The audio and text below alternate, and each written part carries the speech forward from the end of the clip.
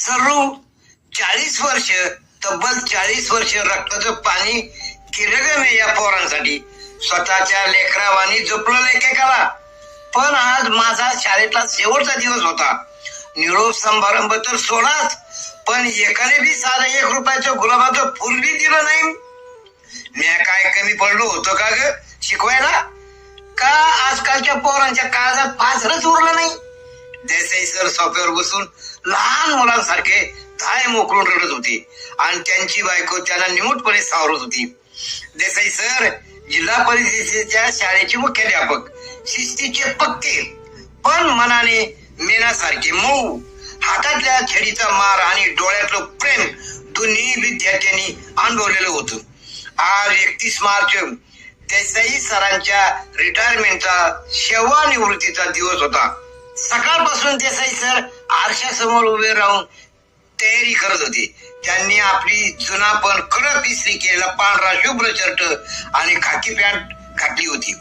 मनात एक वेगळीच हुरहुर होती. आज नक्की शाळेत मोठा कार्यक्रम असेल, सगळी जुनी पोरं येतील, भाषणावर भाषणं होतील, गळ्यात हारांचे ओझे असेल, या विचाराने त्यांचे डोळे पाणावलेले होते.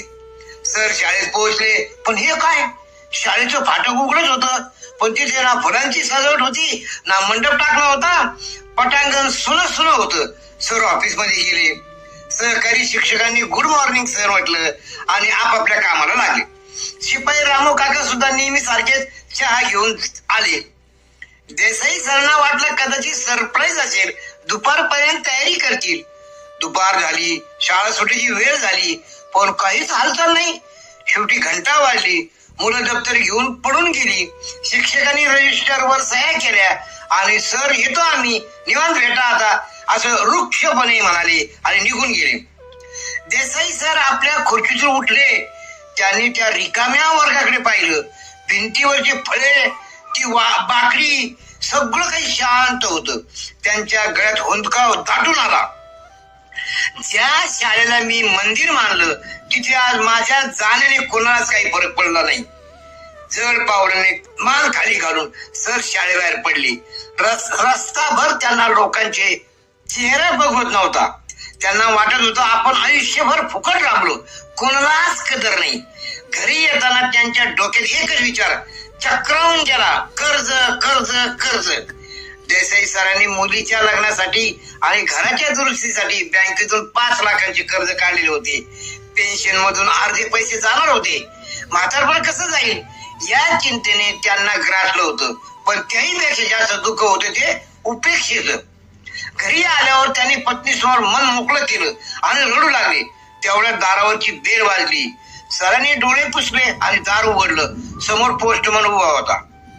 देसाई साहेब, बँकेतून पत्र आले, अर्जंट आहे, सही करा. सरांच्या पोटात गोळा आला. नक्कीच कर्जाच्या हप्त्याची नोटीस असेल. रिटायर झालो नाही तोच बँकेने तगादा लावला असं वाटून त्यांनी थरथरत्या हाताने पाकिट घेतलं. ते सोफ्यावर बसले आणि त्यांनी पाकिट फोडलं. आज एक बँकेचं अधिकृत पत्र आणि एक दुमडलेला कागद होता. सरांनी बँकेचं पत्र वाचायला सुरुवात केली आणि वाचता वाचता त्यांचे डोळे विस्फारले. त्यांना स्वतःच्या डोळ्यावर विश्वास बसेना.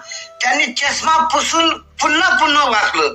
त्या स्पष्ट लिहिलं होतं, श्री देसाई सर, तुमचे घराचे 5 लाख रुपयांचे गृह कर्ज आज दिनांक 31 मे रोजी पूर्णपणे परतफेड म्हणजे क्लोज करण्यात आले आहे. आता बँकेची तुमच्यावर कोणतीही देणे बाकी नाहीत. सर गोंधळले. हे कसं शक्य आहे?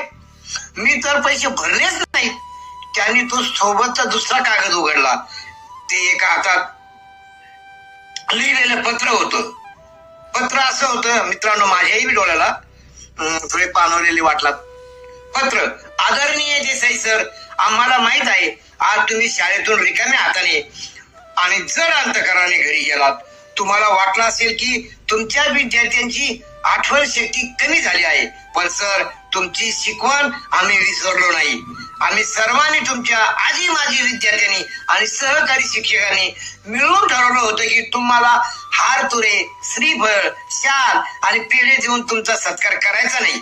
त्या हार फळांची किंमत 2 दिवसात कोमेजून जाते. त्याऐवजी आम्ही गेल्या 6 महिन्यापासून गुप्त वर्गणी जमा करत होतो. त्यात आम्हा विद्यार्थ्यांसोबत शाळेतल्या सगळ्या शिक्षकांनी, शिपायांनी आणि मुख्य म्हणजे तुमच्या मार्गदर्शनाखाली मोठमोठ्या पदावर असलेल्या तुमच्या माजी विद्यार्थ्यांनी तर खूपच मदत केली. आम्हाला माहित होतं की तुमच्या डोक्यावर कर्जाचं ओझं आहे आणि आणि निवृत्तीनंतर तुम्हाला त्याची काळजी सतावणार आहे. म्हणून तुमच्या निवृत्तीच्या दिवशी आम्ही तुम्हाला तणावमुक्त आयुष्य भेट देत आहोत. सर, तुम्ही आम्हाला घडवलं. आता तुमचं म्हातारपण सुखात जावं हीच आमची खरी गुरुदक्षिणा. तुमच्यावर प्रेम करणारी तुमची कृतज्ञ वाटलेली पोरं. पत्राखाली शेकडो विद्यार्थी सह्या होत्या. देसाई सर स्तब्ध झाले. त्यांच्या हातातून कागद गळून पडला. तेवढ्यात घराबाहेर देसाई सर, आगे बढो, हम तुम्हारे साथ है, अशा घोषणा ऐकू आल्या. सरांनी खिडकीतून बाहेर पाहिलं. संपूर्ण गल्लीत त्यांचे शेकडो विद्यार्थी, शिक्षक आणि गावकरी उभे होते. कुणी ढोल वाजवत होतं तर कुणी डोळ्यात पाणी आणून बघत होतं. देसाई सर धावत बाहेर आले. त्याने कोणा एकाला नाही तर समोरच्या गर्दीला हात जोडले आणि गुडघे टोकून जमिनीवर डोकं ठेवलं. त्या डोळ्यातून आज दुःख नाही तर अपार कृतज्ञतेचे अश्रू वाहत होते. त्यांना उमजलं होतं, माणसं जोडली की पैसा गौण ठरतो, हार गळत नाही तर लोकांच्या हृदयात असावा लागतो. आज देसाई सर जगातील सर्वात श्रीमंत मुख्याध्यापक होते. मित्रांनो, हा मेसेज कॉपी पेस्ट आहे. ज्याने दिले त्याला धन्यवाद. मी पोपटराव बोरुडे. ओके.